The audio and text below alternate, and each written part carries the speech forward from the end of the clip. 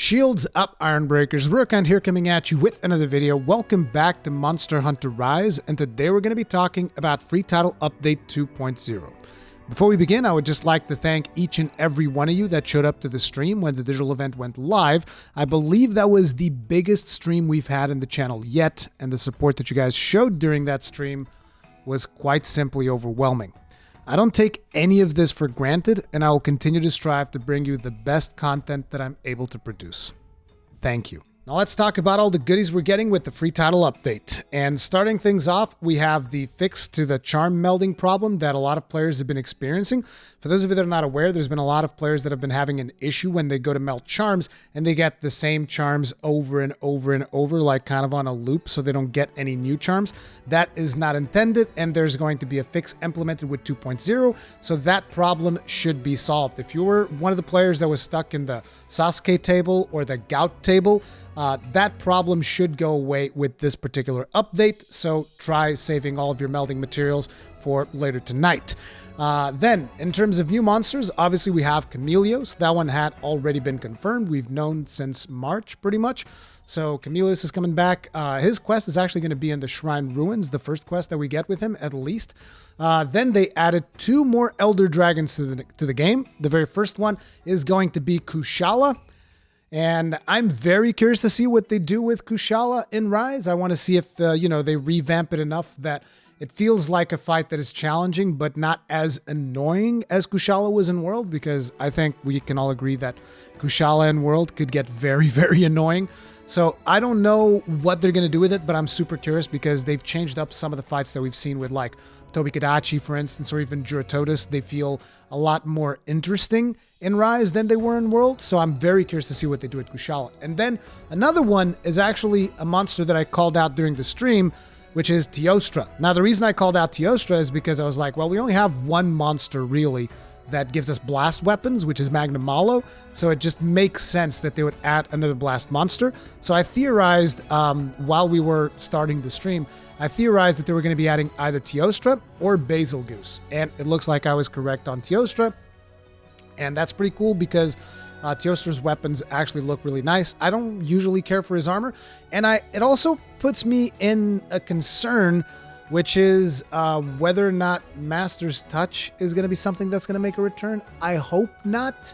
I think that would be a mistake. I know that there's a lot of players right now that will be like, oh no, man, Master's Touch would be awesome.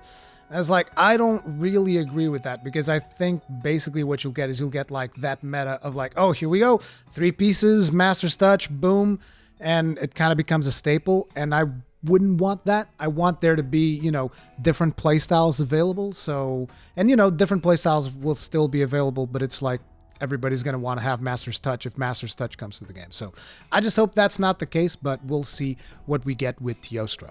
Then they also talked about adding Apex Rathalos, which we already knew since March as well. And then they showed us Apex Diablos. Now, both of these monsters are only going to be available in Rampages. At least that is what I believe, because they said that we're going to be getting some Apexes out of Rampages, but they said that those Apexes are going to be the current Apexes in the game, which I took that to mean the Apexes currently available in the game, and I'll tell you guys which ones those are. But Apex Rathalos and Diablos, I believe those are only going to be available in Rampages for now. And then probably when Update 3.0 comes out, then they'll probably make Rathalos and Diablos available to fight outside the Rampage, the Apex versions, that is. They're also going to be adding advanced Rampages, and they didn't really go into too much detail as to what that meant. But I noticed during the gameplay footage that we were watching, we saw an Almudron on a Rampage, and I believe I have never seen an Almudron on a Rampage until this point. At least, I don't remember it. Let me know if you guys have seen an Almudron on a Rampage before, but I don't think that was the case. So when they talked about advanced Rampages, I figured that, Almudron's going to be a monster that's going to be able to show up. And obviously they showed Magnum Malo as well. And that one, I'm like 99% sure that there's no Rampage that features Magnum Malo. So, the advanced Rampages will be featuring new monsters, basically. Well, not new monsters, but existing monsters that hadn't been present in Rampages before. But I'm very curious to see if that's it, or if there's going to be a significant ramp up in difficulty, because in my opinion right now, Rampages are super easy. And, I'm even asking players that have started their Monster Hunter journey with Monster Hunter Rise, and they've also been saying, yeah, Rampage is super easy. Like, you have to actually try to fail a Rampage once you understand the mechanics. I'm not shaming anyone. Like, if you don't understand the mechanics yet, that's fine. That's why I have a guide on Rampage, by the way. If you guys are curious, you can go watch my Rampage guide. But yeah, basically after you get the grips with the mechanics, Rampages are super easy. So advanced Rampages might just be like a more challenging Rampage. Next up, we have what I believe to be one of the most requested features by the community, and that is the ability of fighting Apex monsters outside of a Rampage environment. And with Update 2.0, they're delivering on that particular feature. You're going to be able to fight Apex Urzuros, Apex Rathian, and Apex Mizutsune outside of a Rampage. And now, I believe that some people will be asking, well, what about Apex Diablos and Apex Rathalos, since they're going to be added in this particular update?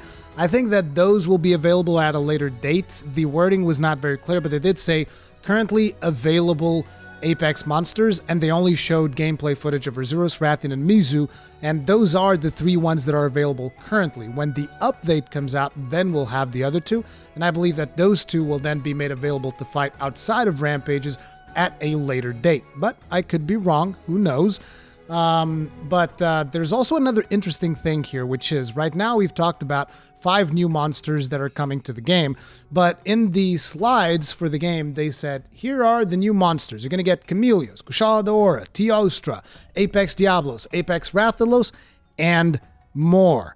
And after the digital event was over, Sox, who is the community manager for Monster Hunter, tweeted out this picture, and then he zoomed in on the "and more" as a teaser, which leads me to believe that, this "and more" isn't just like something generic, isn't just like something, super basic. There's actually new monsters that they're going to be adding, and that they don't want us to know what they are. And that actually has me super excited, because it's going to be a surprise, because I feel like with Rise, they revealed so many monsters ahead of time that by the time you actually play through the whole game, you're like, well, I saw all these monsters in trailer reveals. So I'm eager to actually get surprised by monsters that weren't announced. At least I hope that is the case, or maybe I'm reading too much into it. Let me know in the comment section, but that is my feeling on that particular situation right there. Now, next up, they're also going to be unlocking the Hunter rank cap, which we already knew. Currently, you can only get to Hunter rank 7, but by the time this video goes live, a couple of hours later, you'll be able to get to Hunter rank 999 if that's what you want to do. And once you unlock your Hunter rank, you're going to be able to level it up, and when you get to certain intervals of that Hunter rank, you're going to be getting new quests.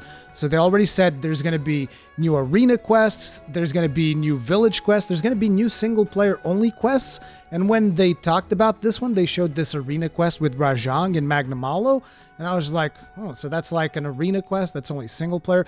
I'm assuming that it's going to be a village quest, but, I don't know the exact details of it.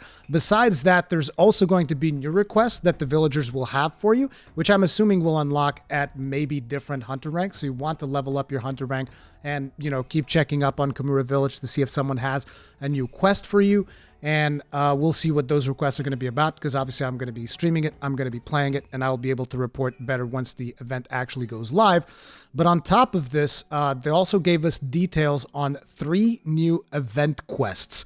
And those event quests are Out of Sight, Out of Mind's Eye, which I'm not sure if this is just a quest that rewards Mind's Eye decorations or something like that, or the materials to do Mind's Eye decorations. I don't know. It definitely feels like there's something regarding Mind's Eye, obviously, about this quest. Then there's the Beast of Shadows, which I believe that the Beast of Shadows quest is probably going to be an Argakuga, but I'm not 100% sure. But I believe that particular quest is going to give you the sunglasses that they showed during the digital event. And then there's a slaying quest called Haste Makes Waste, which I'm not exactly sure what this could be, but something that I think would make a lot of sense is if it would be about hunting like the insects, the Bahabras and stuff like that, because there's a lot of weapons in the weapon tree from the insects, and there isn't really a high rank insect quest.